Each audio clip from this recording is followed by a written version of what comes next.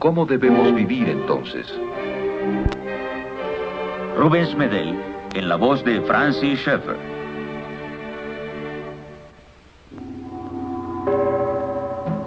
Episodio 1.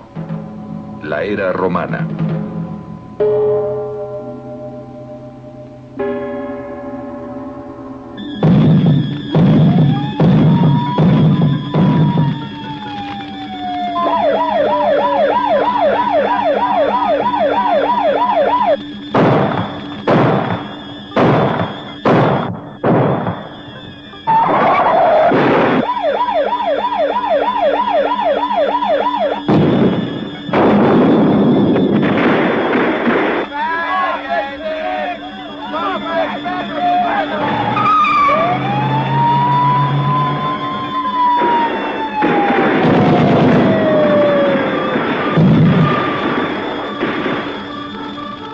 Hay una corriente en la historia y en la cultura.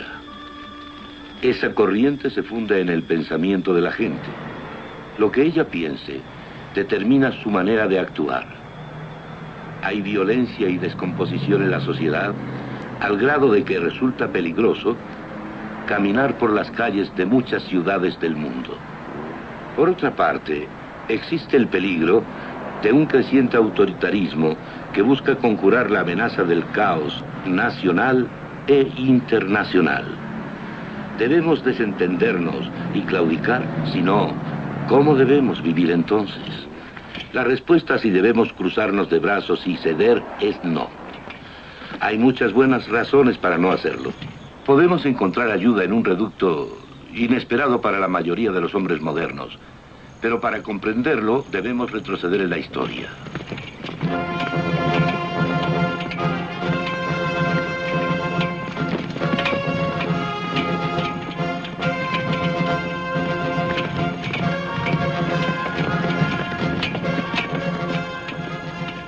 Empezaré con la época de los romanos, porque la civilización de Roma es el ancestro directo del mundo europeo moderno. Desde el tiempo de las primeras conquistas bajo la República hasta la actualidad, el derecho romano y las ideas políticas de Roma han influido en la escena europea, en toda la civilización occidental.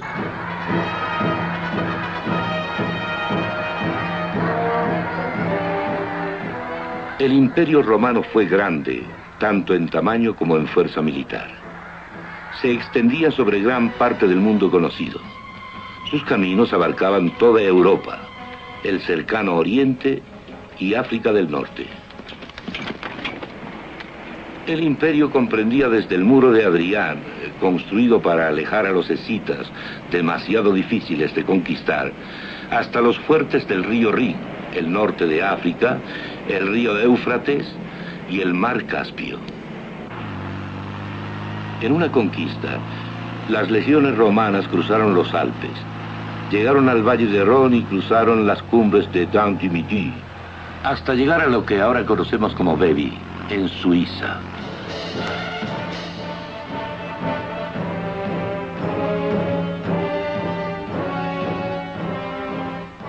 Al principio los helvéticos, principales habitantes de Suiza, mantuvieron a distancia a los orgullosos romanos y los hicieron pasar bajo un yugo, imitando irónicamente las costumbres de los romanos, que hacían lo mismo con los guerreros que capturaban. Se trató de un revés temporal. Casi nada podía detener a los romanos, ya fuera un terreno difícil o los ejércitos del enemigo.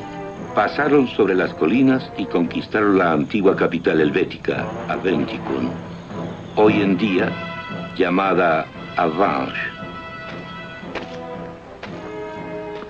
Uno puede imaginar a un legionario romano que regresaba a casa desde las vastedades del norte, subir la colina y dominar Avange con la mirada.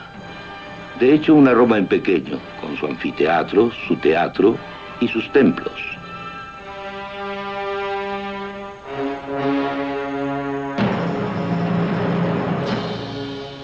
Amo a Avange. Posee algunas de mis ruinas favoritas al norte de los Alpes.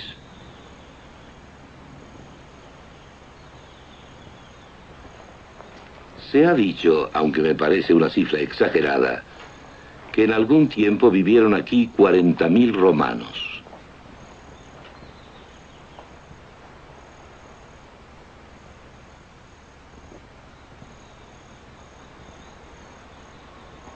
La opulencia de Roma se encontraba en Avanches.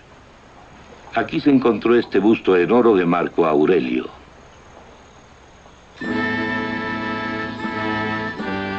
Roma dejó magníficos tesoros de arte y arquitectura a todo lo largo de su imperio.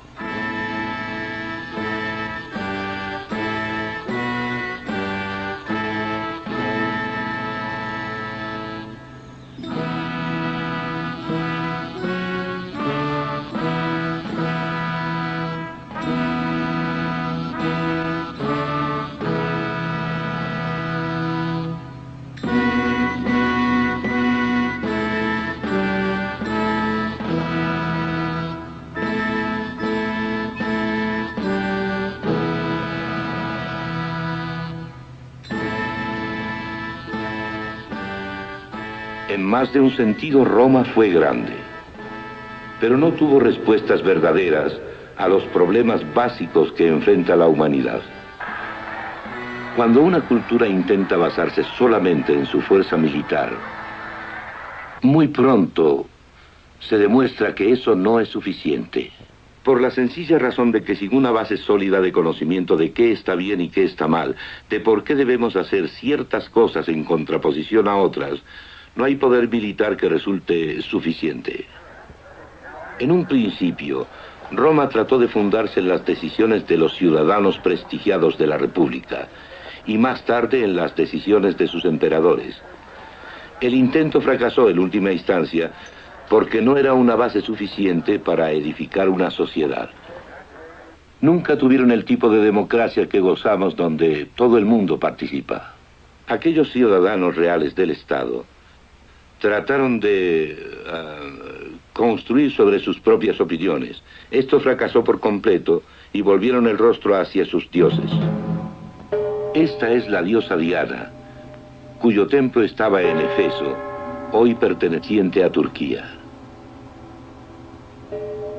Los romanos, como anteriormente los griegos, también trataron de construir sobre sus dioses, con la esperanza de tener cimientos que soportaran su sociedad. Sus dioses no eran lo bastante grandes, porque eran finitos, es decir, limitados. Eran como hombres y mujeres más grandes, sin diferencia básica entre estos últimos. Eran humanos amplificados, no divinidades.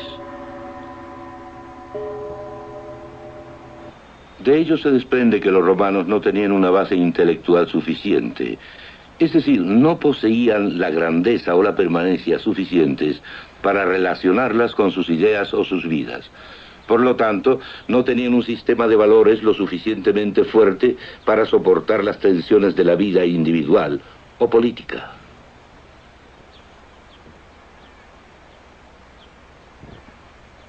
Todos sus dioses juntos no pudieron darles una base firme para la vida, la moral, los valores o las decisiones finales. Los romanos hicieron que sus dioses dependieran de su sociedad, y al tambalearse esta, los dioses se derrumbaron con ella.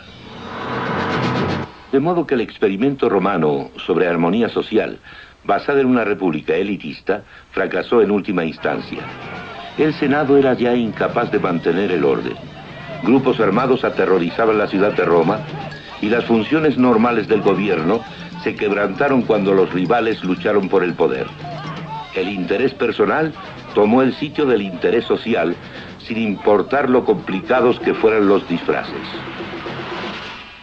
Así que, desesperado, el pueblo aceptó un gobierno autoritario.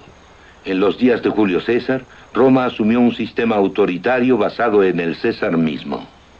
Como lo dijo Plutarco, los romanos hicieron a César un dictador vitalicio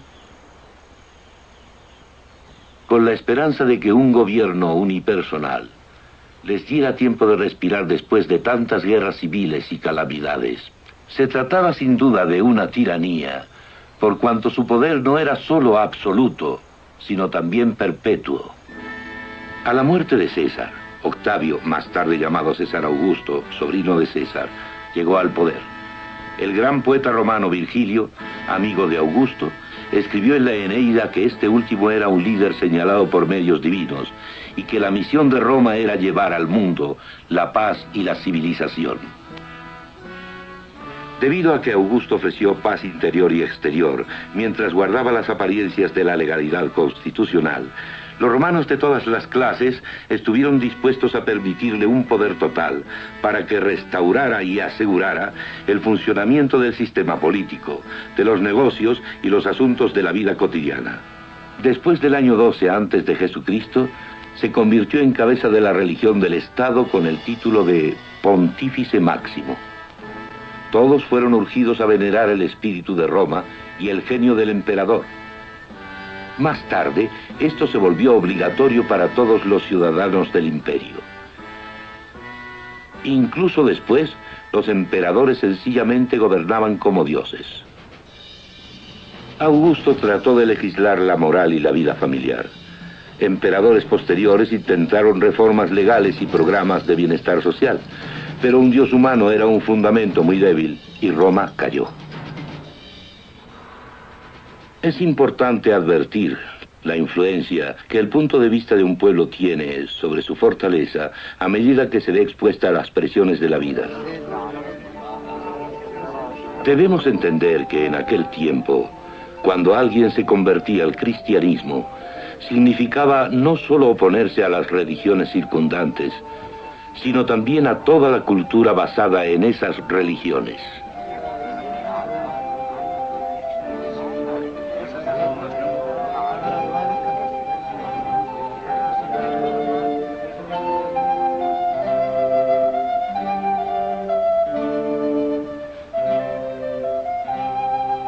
En los días de la antigua Roma, cuando alguien se convertía al cristianismo y era afirmado en la fe mediante el bautismo, había muy poca distancia entre la profesión abierta de la fe y la muerte de los mártires.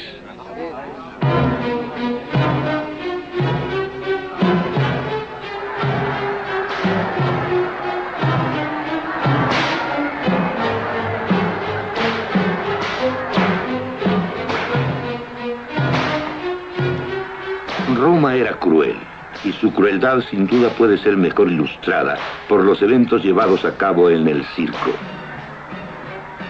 Por ejemplo, el gladiador que vemos en esta estatua.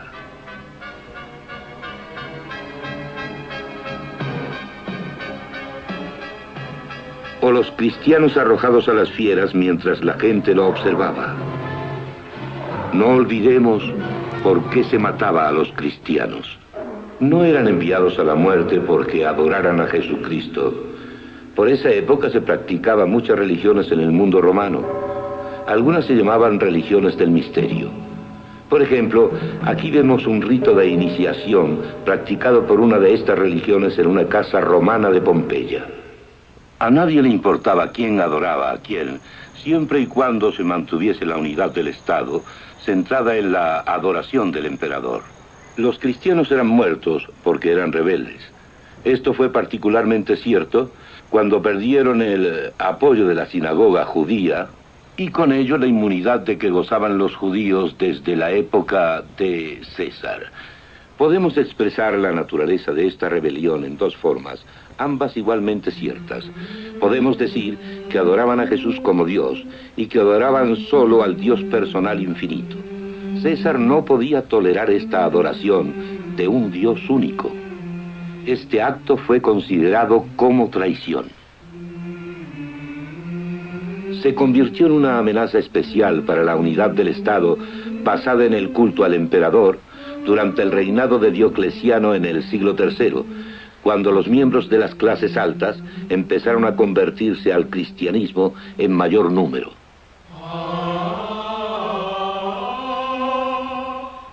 Como dijimos en aquel tiempo, cuando alguien se convertía al cristianismo, significaba oponerse no solo a las religiones circundantes, sino a toda la cultura construida sobre esas religiones.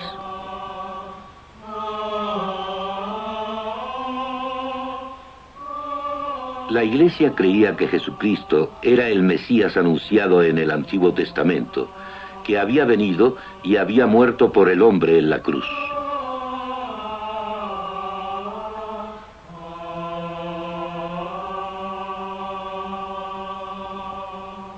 El segundo aspecto, sin embargo, es algo que tendemos a olvidar, y es que realmente creían en el Antiguo Testamento y en la revelación en Cristo. El Nuevo Testamento crecía para entonces. Era el siglo I. Era Dios quien había hablado, y ese Dios había dado verdad. Y por lo tanto no fueron atrapados en el flujo del relativista mundo romano, porque en verdad era relativista como en nuestros días. Una base débil para una cultura o un individuo solo puede mantenerse cuando las presiones no son muy grandes. Como ilustración, tomemos este puente. Los romanos construyeron muchos pequeños puentes arqueados como este sobre los arroyos de Europa. Muchas personas y vehículos los han cruzado sin peligro durante siglos, durante 2 milenios. Pero hoy, si alguien condujera un camión totalmente cargado sobre ellos, se derrumbarían. Lo mismo sucede con las vidas y los sistemas de valores de individuos y cultura. Si no tienen algo más fuerte como cimiento que su propia finitud, su propia limitación, soportarán bien si las presiones no son muy grandes. Pero cuando éstas aumenten, si no tienen una base suficiente, se vendrán abajo, así como estos puentes romanos caerían si alguien los cruzara con un camión de 10 toneladas. La cultura y las libertades del hombre son frágiles. Si no hay consistencia en la base, solo es cuestión de tiempo, y a menudo no mucho tiempo, para que haya un colapso.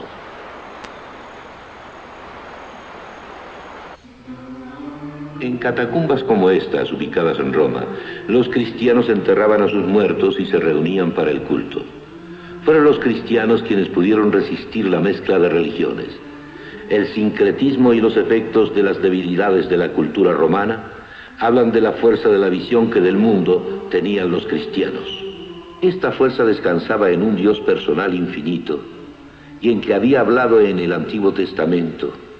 Se había revelado en Cristo y en el incipiente Nuevo Testamento, y en que había hablado un lenguaje que las personas podían entender.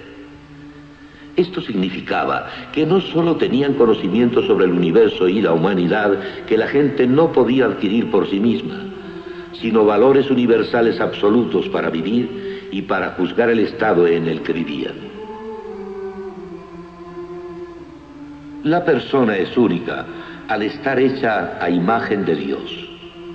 Esa es la razón de la dignidad y el valor básicos de cada individuo. Si hubieran adorado a Jesús y a César, habrían estado a salvo. Pero adoraban a un Dios único y rechazaban todas las formas de sincretismo. No había mezcla. Los demás dioses eran vistos como falsos dioses. Podemos explicar de otro modo por qué se les mataba.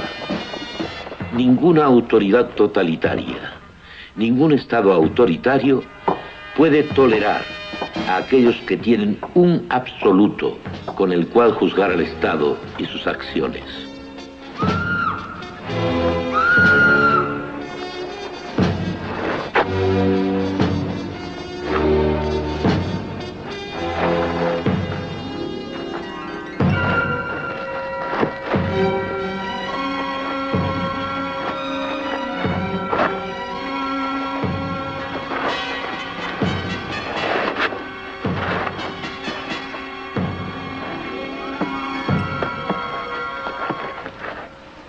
Los cristianos tenían una norma universal con la cual juzgar no solo la moral personal, sino la del Estado.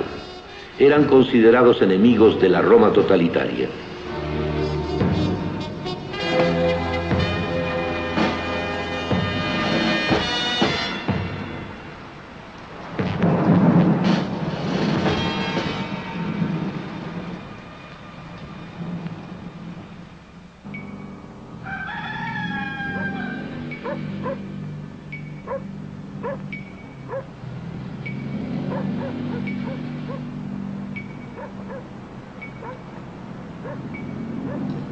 Si bien muchos cristianos fueron martirizados, tenían la respuesta que los romanos no poseían.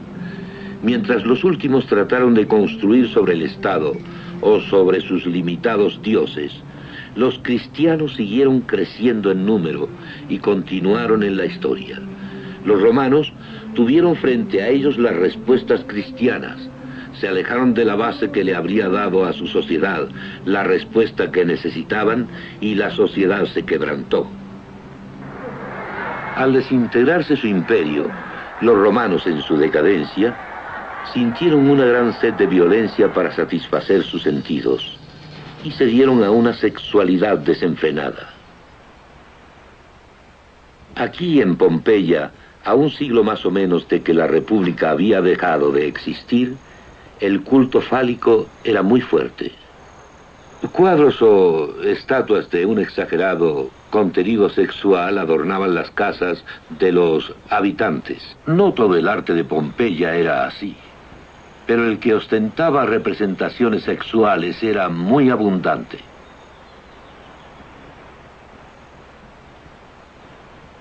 Roma sufrió un colapso no por debilidades externas, sino más bien por las internas. Si bien el emperador Constantino acabó con la persecución de los cristianos y el cristianismo se convirtió en religión legal en 313 después de Jesucristo y en la religión oficial del Estado en 381 después de Jesucristo, la mayoría de la gente siguió con sus viejas costumbres. La apatía fue el signo principal del período. La élite abandonó la vida intelectual por una vida social. La apatía también se presentó en las artes en una falta de creatividad. El arte patrocinado oficialmente se volvió decadente. La música se volvió más y más altisonante. Miren estas obras del siglo IV en el arco de Constantino. Y en contraste, estas hermosas obras de arte del segundo siglo, tomadas de monumentos anteriores al período del emperador Trajano. Este retrato del emperador Valtinio es muy inferior a esta semblanza del emperador Nerón, acuñada 300 años antes. Toda la vida estaba marcada por la apatía prevaleciente. Cuando la economía romana se hundió más y más, agobiada por un costoso gobierno y por la inflación, el autoritarismo aumentó para tratar de erradicar la apatía. Y como menos personas se inclinaban por el trabajo, el Estado intervino cada vez más y las libertades se perdieron. Por ejemplo, los campesinos en pequeño se vieron atados a sus lugares por ley. Debido a los resultados de la apatía y a la opresión, poca gente pensó que la vieja civilización era digna de ser salvada. Roma no se quebrantó debido a fuerzas externas como los bárbaros, sino por la podredumbre interna. Gradualmente Roma se convirtió en una ruina. La conclusión que obtengo observando la era romana es que no hay nada humano que proporcione una base suficientemente fuerte para la sociedad y para la vida individual de hombres y de mujeres individuales. Los griegos y los romanos trataron magníficamente de construir su sociedad sobre aquellas personas que le habían dado forma, lo que era una sociedad exclusiva y elitista. Estos pueblos trataron de construir sobre eso y fallaron totalmente. Después se basaron en dioses finitos, dioses que no eran el dios personal infinito, y también fracasaron. Esto arroja una conclusión simple.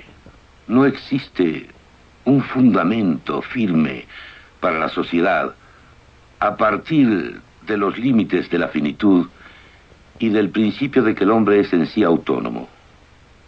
La contraparte, desde luego, es que los cristianos pudieron resistir. Y la razón por la que pudieron soportar el sincretismo de esos días, la persecución y el martirio en el circo, enfrentándolo con verdadero valor, se debe a que empezaron en el sitio exactamente opuesto, empezaron con la existencia de un Dios personal infinito y creyeron en que había hablado y tenían la verdad en el Antiguo Testamento, en la revelación de Cristo y en el entonces creciente Nuevo Testamento.